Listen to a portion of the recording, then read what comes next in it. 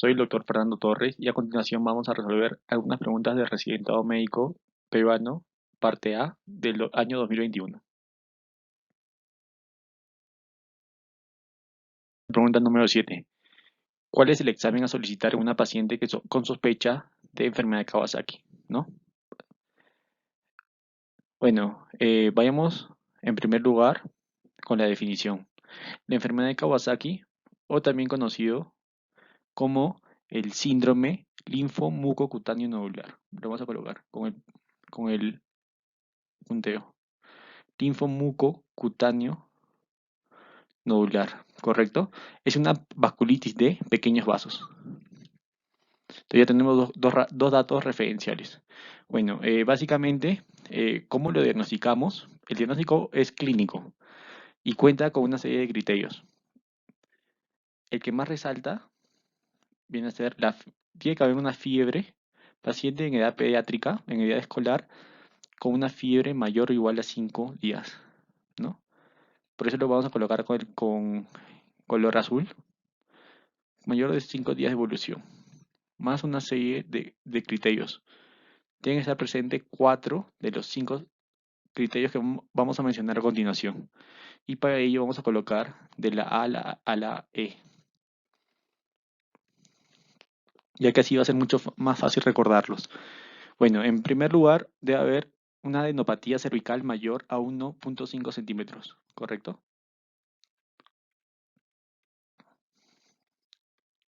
Mayor o igual a 1.5 centímetros. ¿Y cuáles son las características de esta adenopatía? Tiene que ser unilateral, dolorosa y no supurativa, ¿correcto? Bueno, vayamos la letra B, perdón. La boca debe tener, mejor dicho, la lengua afranguesada. Pero vamos a poner B para recordarla. C de conjuntivitis bilateral. En este caso, no purulenta, ¿correcto? Conjuntivitis bilateral, no purulenta o no supurativa.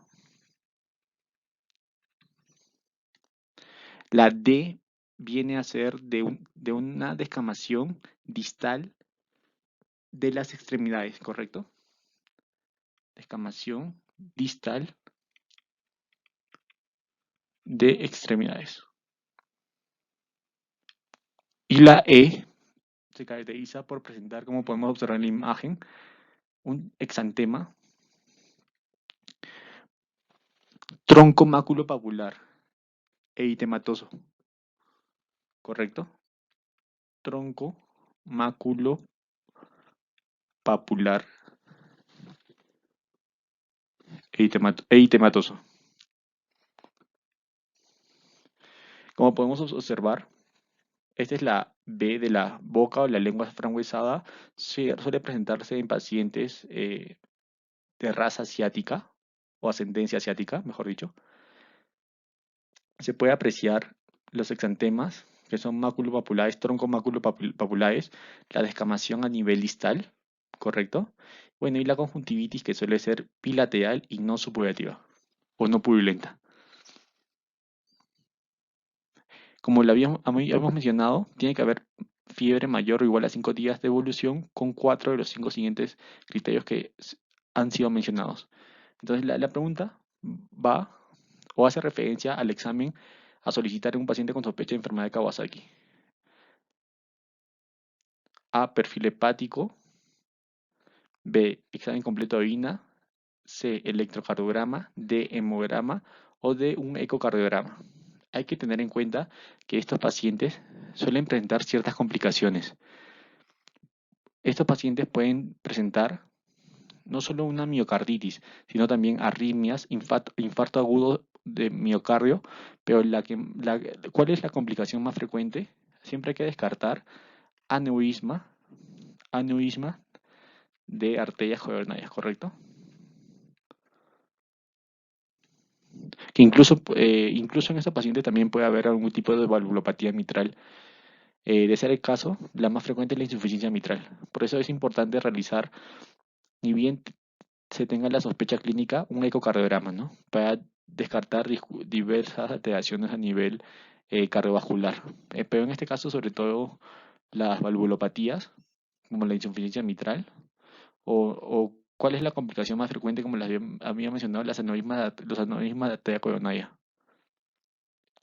¿Y cuál es el tratamiento en estos pacientes? Se suele dar inmunoglobulina o gamma globulina a la dosis de 2 gramos por kilo de peso, más aspirina a dosis altas, ¿correcto? Entonces, estos son los datos más importantes a recordar, que es una vasculitis de pequeños vasos, que es también conocido como el síndrome linfomucocutáneo nodular, que cuenta con una serie de criterios que los hemos mencionado van de la A a la E y siempre acompañada de una fiebre mayor o igual a 5 días de evolución, ¿correcto?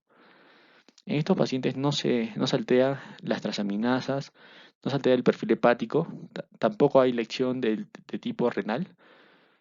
Electrocardiograma nos podría ayudar en el caso de una miocarditis, una pericarditis, pero no es el caso en estos pacientes. Hemograma tampoco, porque no es un cuadro infeccioso. Y sí es importante realizar un ecocardiograma, por lo ya mencionado anteriormente. Bueno, pregunta número 34 de la parte A del Residentado Médico Peruano 2021. La pregunta hace referencia a la especialidad de nefrología. Es una pregunta muy frecuente, no solo en cuanto a la etiología del síndrome nefrótico nefrítico, sino también a los criterios diagnósticos del mismo. Entonces, vamos a detallar o vamos a leer el enunciado. Se trata de un niño de 2 años que presenta diarrea, facies abotagada, pobre ganancia ponderal de peso, hipoexia, y al laboratorio hay presencia de hematuria microscópica, albúmina seica menor de 2 gramos sobre decilitro, colesterol y triglicéridos elevados. ¿En qué diagnóstico sospecharía? A. Enteropatía perdedora de proteínas. B. Glomerulonefritis aguda. C. Pielonefritis aguda. D. Síndrome nefrótico. O E. Insuficiencia renal aguda. ¿Correcto? Bueno, como podemos observar el punteo, hay datos claves como la albúmina, el colesterol y los triglicéridos elevados, que son sugerentes de una patología que suele venir mucho en estos casos, en estos exámenes que hacen referencia al síndrome nefrótico, pero vamos a mencionar los puntos claves a continuación, ¿correcto? Vamos a cambiar el punteo. Ya. Síndrome nefrótico versus nefrítico. Vamos a acordarnos mucho de esta letra, de la O y de la I. ¿Por qué? Porque en estos casos, en estos pacientes, el síndrome nefrótico, la clínica presentan un edema periorbitario, ¿correcto? El edema es periorbitario. La hipoalbuminemia presenta un cuadro de hipoalbuminemia menor de 3 gramos sobre decilitro. También presenta una proteinuria mayor de 3.5 gramos al día, ¿correcto? Una proteinuria mayor de 3.5 gramos al día. Y una hiperlipidemia, ¿no? Lipidemia. En cuanto al síndrome nefrítico, que es un cuadro más que todo inflamatorio, nos vamos a acordar de la letra I, ya que estos pacientes suelen presentar hipertensión, HTA, vamos a poner hipertensión, hematuria,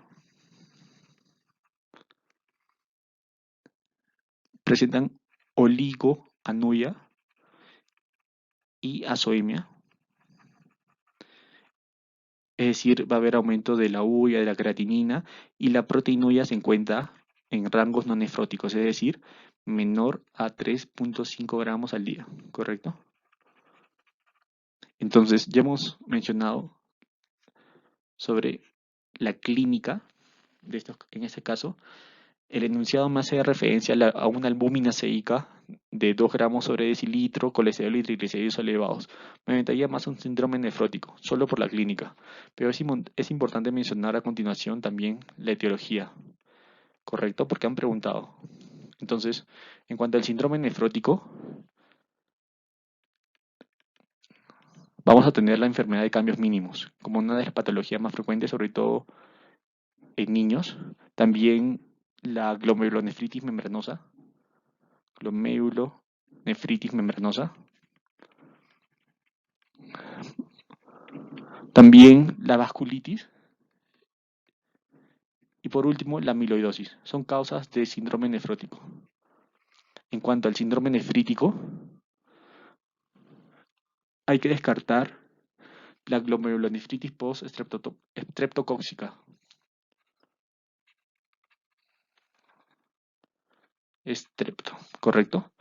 En segundo lugar, la glomerulonefritis lúpica o por lupus. En tercer lugar, la glomerulonefritis rápidamente progresiva. Y cuatro, el síndrome de Alport, ¿no? Entonces, hemos mencionado no solo la clínica, sino también la etiología que han preguntado en estos tipos de exámenes. Entonces, nos quedaríamos con la letra D, ya que no se una pielonefritis aguda no solo por la clínica, sino que no hay datos referenciales como fiebre, escalofríos, puño de percusión lumbar positiva, no hay antecedente de una ITU en la cual no ha recibido tratamiento, etcétera. La glomerulonefritis aguda es bueno, es una etiología muy amplia. Como hemos mencionado, hay glomerulonefritis postestreptocóxica por lupus y en este caso son causas de síndrome nefrítico. Enteropatía de proteínas no tiene nada que ver y insuficiencia renal aguda tendríamos que definir si es prerenal, renal, postrenal, de acuerdo a la etiología y también a los valores a los valores de sodio, de la fracción de excreción de sodio, etcétera. Así que la letra D es la correcta, síndrome nefrótico. Bueno, la número 35 es una pregunta que hace referencia a la especialidad de hematología. Es clásico que pregunten sobre las leucemias, los mielomas, los tipos de anemia, pero en este caso la número 35 de la parte A hace referencia a un paciente varón de 65 años que consulta por astenia, dolor de hombros y en columna dorsal. Así que vamos a poner el resaltador, ya que hay ciertos datos claves. Es un paciente adulto mayor con astenia y dolor de hombros, ¿correcto? Ya hace 2 meses. No tiene antecedentes de importancia. Se encuentra pálido, adelgazado. Dato importante, se palpa una tumoración externa de 2 centímetros. Dolor en hombro a los movimientos, un dolor de tipo mecánico. Bueno, en cuanto al laboratorio, una anemia evidente en la analítica de 9.8, una anemia moderada, calcio sérico de 11 miligramos sobre decilitro y una beta 2 microglobulina de 4.5. Una creatinina elevada, ¿no? Ya que sus valores son de 0.8 a 1.2, lo normal. ¿Cuál es el diagnóstico más probable? Entonces, vayamos al grano. Como ustedes pueden observar, y en el recuadro azul, vamos a hablar a continuación sobre el mieloma múltiple. Bueno, el mieloma múltiple también es conocido como una neoplasia de células plasmáticas, ¿no? Vamos a colocarlo a continuación. Es una neoplasia, y vamos a cambiar de color, de células plasmáticas, ¿correcto?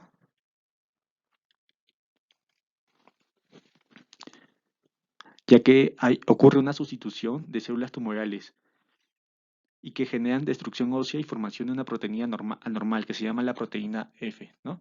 Vamos a colocar acá de forma resumida sustitución de células tumorales.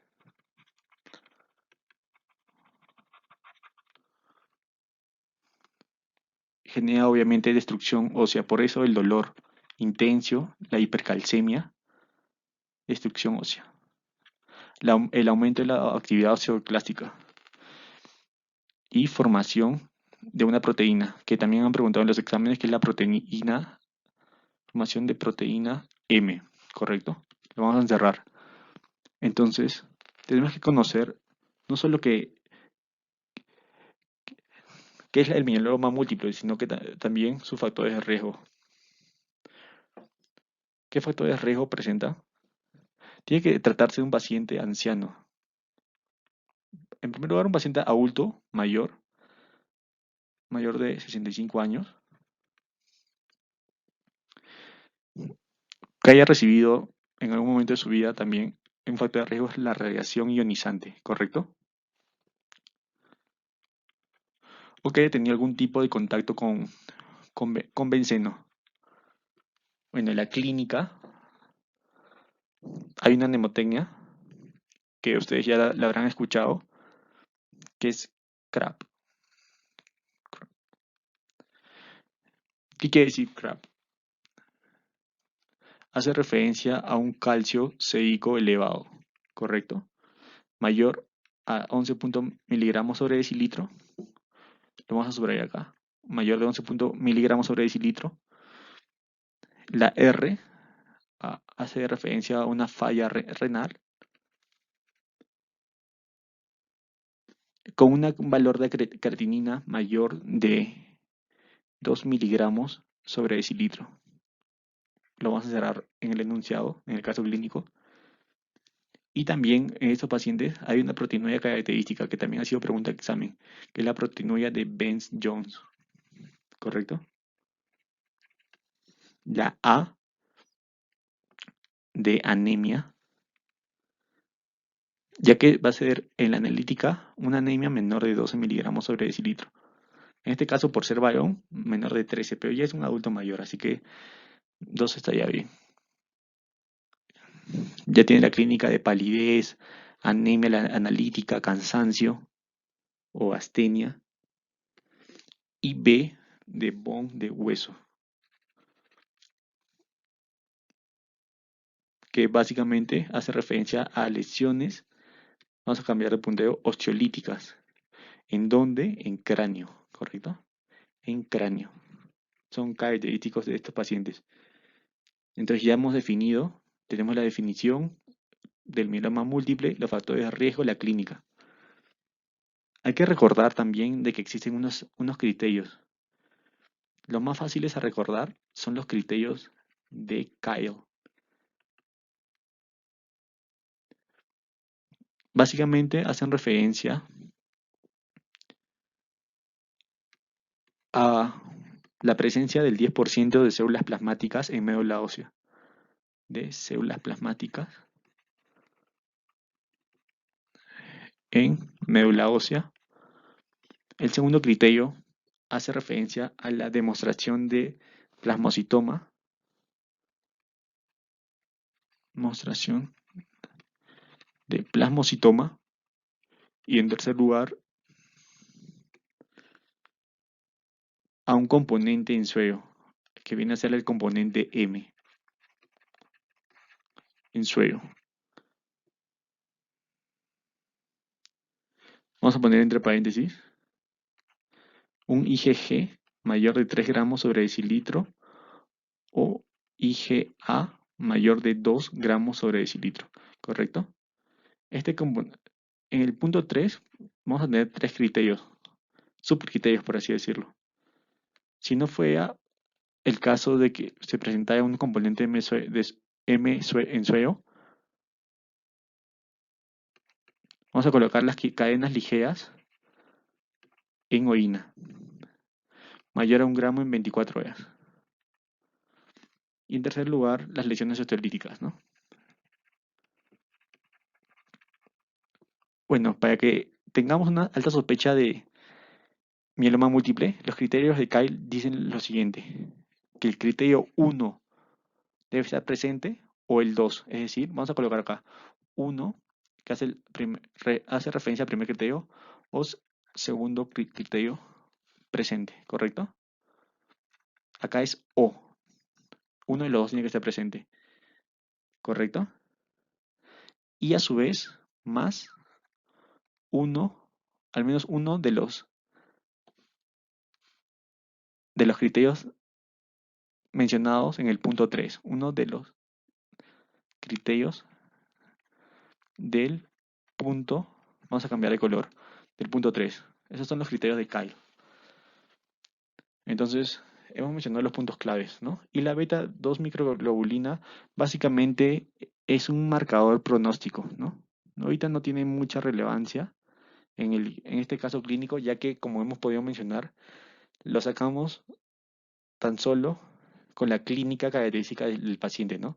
Un paciente adulto mayor que acude por astenia, por dolor de hombros, adelgazado y que incluso tiene daño renal, tiene el calcio seico elevado y que a su vez presenta no solo lesión renal, sino clínica evidente de anemia, ¿no? Como es la palidez e incluso una tumoración en esternón, ¿no? Entonces son datos claves que hay que sospechar en un paciente con mieloma múltiple, ¿no? Se relaciona estos pacientes mucho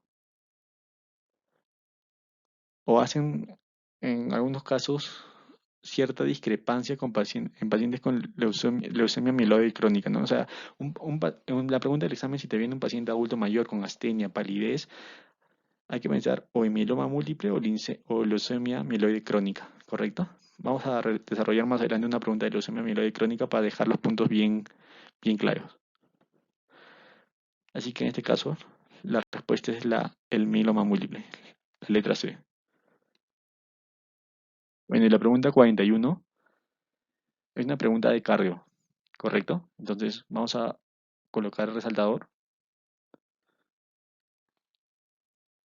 Se trata, la pregunta 41, de una mujer de 46 años que acude por dolor precordial, ¿correcto? Retroesternal de intensidad 8 de 10 con radiación a cuello que aumenta el dolor al decúbito. Antecedentes, es hipertensia de larga data, no especifica si toma tratamiento antihipertensivo, cuenta con una presión de 90-60, frecuencia cardíaca de 88, frecuencia respiratoria de 20, ruido cardíaco, rítmicos de baja intensidad, un electrocardiograma con una elevación del segmento ST de concavidad hacia arriba, en B2 a B6. ¿Cuál es el diagnóstico más probable? Hemos colocado un electrocardiograma y vamos a ir directo al grano. O vamos a colocar los puntos claves que deben recordar para este tipo de preguntas en cardiología. ¿Correcto? Bueno, me importa que recuerden, me interesaría que recuerden en estenosis aórtica, vamos a subrayar cómo se pueden acordar del soplo. Sis y AO. ¿Qué quiere decir esto? Se trata de un soplo sistólico que se irradia a carótidas, ¿correcto? Hay que guiarnos siempre de las letras. En estos casos, es un soplo. Vamos a cambiar de color. Sistólico, de estenosis, sistólico. Es una forma de recordar. Obviamente lo mejor sería que sea entendido a través de de la fisiología como tal. Pero es una forma de recordar, una ayuda a memoria. Es un soplo sistólico irradiado a carótidas, ¿correcto? Soplo sistólico irradiado a carótidas. ¿Qué deben recordar? La clínica. Y existe una mnemotecnia que se llama DAS. DAS. ¿Qué quiere decir DAS? Una disnea súbita. Existe una disnea, una angina de pecho y un síncope, ¿correcto? En el caso clínico no me hacen referencia sobre el tipo de soplo y tampoco a la clínica de disnea, angina, síncope, ¿correcto? Solo me dicen del perdón, sí nos menciona del dolor precordial retrocernal, pero en ningún caso nos menciona si ha habido síncope o disnea. Hay que recordar en estos pacientes la etiología, ¿no? La etiología,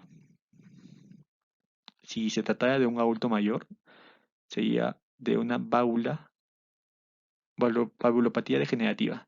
Y si se tratara de un joven o adulto, la etiología más frecuente es la aorta bicúspide, ¿correcto? Vayamos a la letra C, tamponamiento cardíaco. ¿Qué deben recordar? El tamponamiento cardíaco, básicamente tienen que recordar su tríada clásica, que viene a ser hipotensión, ruidos cardíacos disminuidos e ingurgitación yugular, ¿correcto? Obviamente hay taponamiento cardíaco agudo, crónico, de acuerdo si es agudo, mayor de 250 mililitros, si es crónico, mayor de 2 litros, etcétera. Pero a mí me interesa en este caso la clínica, o sea, ¿cómo lo pueden detectar? ¿Solo con una buena anamnesis básicamente con puntos claves? Insuficiencia mitral. ¿Qué deben saber de la insuficiencia mitral? Se trata de un soplo sistólico, pero que se irradia a la axila, ¿correcto? Es un soplo sistólico irradiado axila.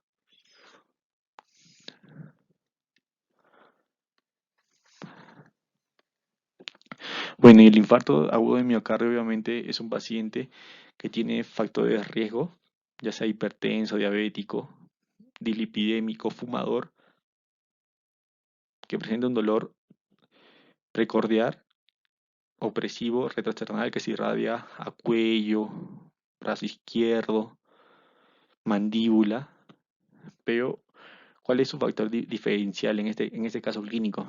Hacen referencia a la elevación del segmento ST con concavidad hacia arriba, como podemos observar, como si se tratara de una carita feliz. ¿Qué quiere decir? Que se encuentra cóncavo hacia arriba. Además hace referencia a un cuadro de pericarditis, ya que en el caso de un infarto agudo de miocardio, la elevación es de esta forma, ¿correcto?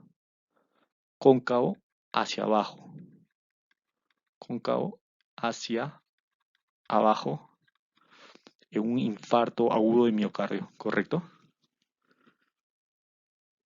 Obviamente también como podemos observar, la elevación del ST es cóncavo hacia abajo, también existen las ondas T negativas, etcétera. Otros marcadores electrocardiográficos que me hacen una diferencia o un factor diferencial.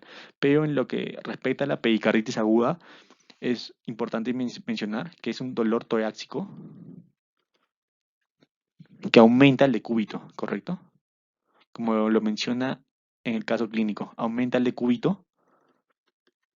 Acá dice bien claro en la segunda línea, decúbito, aumenta el decúbito, pero mejora al sentarse o al ir hacia adelante. Mejora a la sedestación, ¿correcto? La clínica más el electrocardiograma que me indica que la elevación del segmento ST es con cavidad hacia abajo, me, de- me da una sospecha clínica orientada hacia una probable pericarditis aguda. Y bueno, estas han sido algunas preguntas que hemos podido desarrollar el día de hoy, de la parte A del examen de residentado médico 2021, y conforme vayamos avanzando, vamos a ir colgando la resolución de las preguntas de la parte A y de igual forma de la parte B de los exámenes de residentado médico de los últimos años, ¿correcto?